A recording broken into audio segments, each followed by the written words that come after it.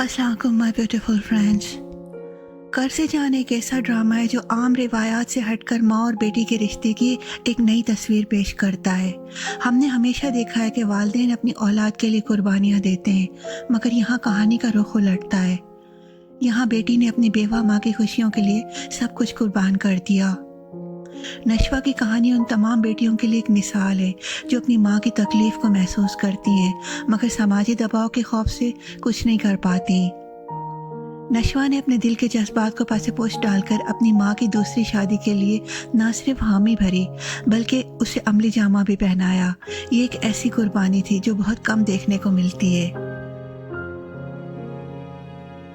کیا عمار اور نشوا کی شادی خوشی کا فیصلہ ہے یا ایک سمجھوتا؟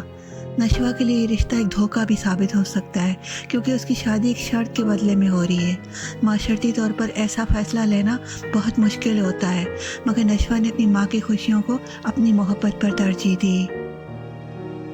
یہ ڈرامہ ان تمام بیواؤں کے لیے ایک امید ہے جو دوسرا نکاح کرنے سے ڈر رہی ہوتی ہیں کیونکہ ان کی اولاد یا معاشرہ ان کا ساتھ نہیں دیتا۔ نشوا کے اس قدم نے ثابت کیا کہ ماں کی خوشی بھی اتنی ہی اہم ہے جتنی اولاد کی۔ کیا آپ کو لگتا ہے کہ معاشرہ ایسی قربانی کو قبول کرنے کے لیے تیار ہے؟ کیا ایک بیٹی کا اپنی ماں کے لیے شادی کروانا صحیح فیصلہ تھا؟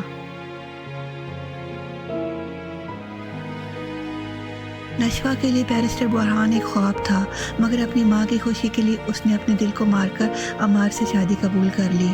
مگر کیا عمار واقعی اس کے نصیب میں لکھا گیا تھا یا یہ فیصلہ زندگی میں ایک اور آزمائش لے کر آئے گا؟ کیا عمار اور نشوا کی شادی واقعی میں ہو جائے گی؟ یہ سب جاننے کے لیے دیکھتے رہیں قرض جان کی آنے والی قسطیں۔